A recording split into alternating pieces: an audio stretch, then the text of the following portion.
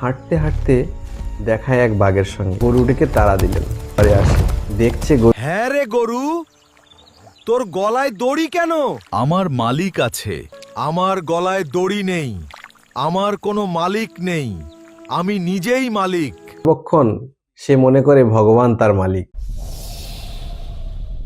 আপনারা দেখছেন গল্পে গল্পে ছাত্র শিক্ষা। হরে কৃষ্ণ প্রভু। হরে কৃষ্ণ। প্রভু, এই গৌড়ীয় বৈষ্ণবদের তিলক মালা, নিত্য কীর্তন, এইসব কত আয়োজন, এর বাস্তবিক আধ্যাত্মিকতা কি আছে? প্রশ্নটা খুবই সুন্দর। তোমার এই প্রশ্নের উত্তর জানতে দার্শনিকরা 4 বেদ, 18 পুরাণ, 108 উপনিষদ পড়েও যখন কোনো সিদ্ধান্তে না আসতে পেরেছে, তখন ভগবান শ্রীকৃষ্ণ স্বয়ং রাধা ভাব নিয়ে সেবক রূপে জীবকে প্রেম ও শিক্ষা দান করার জন্য চৈতন্য মহাপ্রভু রূপে আবির্ভূত হন। তিনি তার 6 জন শিষ্য সনাতন গোস্বামী, রূপ গোস্বামী, রঘুনাথ গোস্বামী, গোপাল ভট্ট, দাস রঘুনাথ, শ্রীজীব, এদের মাধ্যমে বৈদিক শাস্ত্রের নির্যাসে ভক্তিশাস্ত্র রচনা করেন।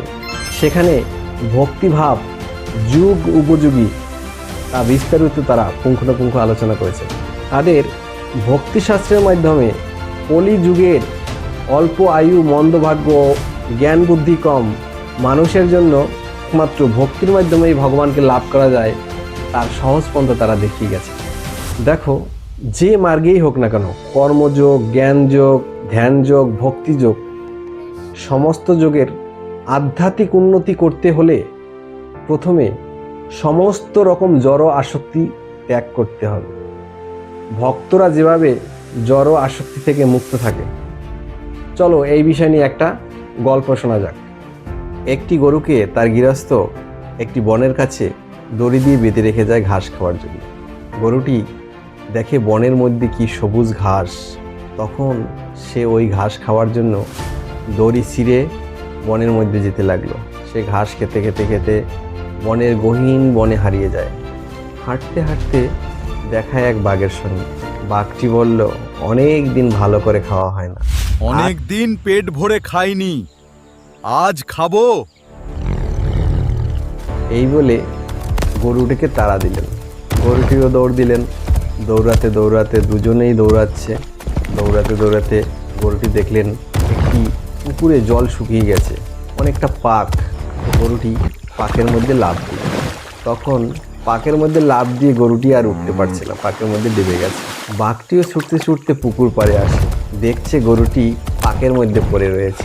তখন বাঘটিও লাফ দেয় গরুটিকে খাবার জন্য। বাঘটি গরুর থেকে 2 ফুট দূরে গিয়ে পড়ে। সেও সেই পাকের মধ্যে থেকে আর উঠতে পারছে না, পাকের মধ্যে ডুবে গেছে। কিছুক্ষণ পরে বাঘটি গরুটিকে জিজ্ঞেস করে, হ্যাঁ রে গরু, হ্যাঁ রে গরু, তোর গলায় দড়ি কেন? আমার মালিক আছে, সে আমাকে বেঁধে রাখে, কারণ আমি এদিক ওদিক না চলে যাই। দেখুন, আমার গলায় দড়ি নেই, আমার কোনো মালিক নেই, আমি নিজেই মালিক। আমার একজন মালিক আছে, যখন সন্ধ্যা আসবে সে আমাকে এখান থেকে নিয়ে যাবে। ওহ বাঘ, তোমার কোনো মালিক নেই, কে তোমাকে এখান থেকে নিয়ে যাবে? তুমি এখানেই মারা যাবে। মোরাল অফ দ্য স্টোরি হচ্ছে, ভক্তরা সর্বক্ষণ সে মনে করে ভগবান তার মালিক। ভক্ত মালিকের সন্তুষ্টি বিধানের জন্য ললাটে তিলক, কণ্ঠে কণ্ঠী মালা পড়ে। কেন কি ভগবান শ্রীকৃষ্ণ শ্রীমদ্ ভগবদ গীতার নবম অধ্যায়ের 34 নম্বর শ্লোকে বলেছেন, মন্মনা ভব মদ্ভক্ত মজ্জা জিমাম নমস্কুরু মামে বৈশ্বাসি তব্বম আত্মানম্মৎপরায়ণঃ। অনুবাদ, সর্বদা আমার চিন্তা করো, আমার ভক্ত হও, আমার পূজা করো এবং আমাকে প্রণাম করো। এভাবে সম্পূর্ণরূপে আমার আশ্রিত হলে তুমি অবশ্যই আমাকে লাভ করবে। ভক্তরা ভগবানের প্রতি এই বিশ্বাসেই তার সমস্ত কর্ম ভগবানের সেবায় কনভার্ট করে নেয়। শ্রীমদ্ ভাগবতমে ভগবান কপিল তার মাতা দেবহূতিকে পারমার্থিক তত্ত্ব জ্ঞান সম্বন্ধে বলতে গিয়ে তিনি তার শুদ্ধ ভক্তের লক্ষণের কথা বলেছেন। হে মাতা, যারা আমার শুদ্ধ ভক্ত এবং যাদের জাগতিক লাভের জন্য কোনো আকাঙ্ক্ষা নেই, অনুধর্মপ্রসূত জ্ঞানের প্রতি কোনো আসক্তি নেই। জ্ঞান দ্বারা তাদের মন কখনো প্রভাবিত হয় না। তারা সর্বদা আমার সেবায় মগ্ন থাকে। তাদের চিত্ত সর্বদাই আমার সেবায় এত গভীরভাবে মগ্ন। তারা আমার কাছে কিছুই আশা করেন না, কেবল বিশুদ্ধ নিষ্কাম ভক্তি ছাড়া। যদিও ভক্তকে মনে হয় সাধারণ মানুষের মতোই কর্ম করে চলেছে, তা সত্ত্বেও ভক্ত তার সমস্ত কর্মই ভগবানের প্রতি সমর্পণ করেন। তাই ভক্ত কোনো কর্মফলের বন্ধনে আবদ্ধ হন না এবং আধ্যাত্মিকতার পূর্ণতা প্রাপ্ত হন। আমরা শাস্ত্রে জেনেছি ভগবানের নাম, রূপ, গুণ, লীলা ভগবানের থেকে অভিন্ন। তাই ভক্ত যখন আহার গ্রহণ করেন তখন সেটা ভগবানের প্রসাদ, সেটা ভগবান থেকে অভিন্ন। ভক্ত যখন কারো সঙ্গে কথোপকথন করেন তখন সে ভগবানের কথাই আলোচনা করবে, সেটাও ভগবানের থেকে অভিন্ন। ভক্ত যখন নিদ্রায় মগ্ন হবেন তখন সে চিন্তা করেন আমি এখন সুন্দর করে ঘুমিয়ে নেই, ঘুম থেকে উঠে উদ্যম গতিতে ভগবানের সেবা করব। এভাবেই ভক্ত তার প্রতিটি কর্ম ভগবানের সেবায় কনভার্ট করে নেন, প্রতিটি কর্ম ভগবত কেন্দ্রিক করেন। তাই তার স্মরণে, চিন্তনে, ধ্যানে ভগবানই থাকেন। এবং ভগবান শ্রীকৃষ্ণ শ্রীমদ্ ভগবদ্ গীতার 8ম অধ্যায়ের 5 নং শ্লোকে বলেছেন অন্তকালে চ মামেব স্মরণ মুক্ত কলেবরম ইয়া প্রয়াতি সমদ্ভাবম ইয়াতি নাস্তত্র সংশয়া।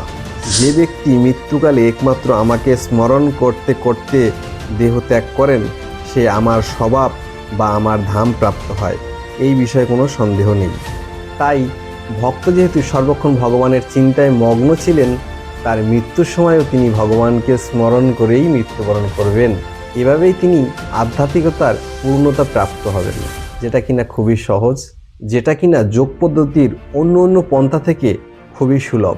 তাই আপনিও সেই আধ্যাত্মিকতার পূর্ণতা প্রাপ্তির জন্য ভক্তিযোগে যুক্ত হন এবং মানব জনম সার্থক করুন। হরে কৃষ্ণ বন্ধুরা, ভক্তিযোগে যুক্ত হওয়ার সহজ টিপস পেতে চ্যানেলটি সাবস্ক্রাইব করে bell icon all notification on করে চ্যানেলের সঙ্গে থাকুন। ভালো লাগলে লাইক করে কমেন্টে লিখুন জয় শ্রীকৃষ্ণ।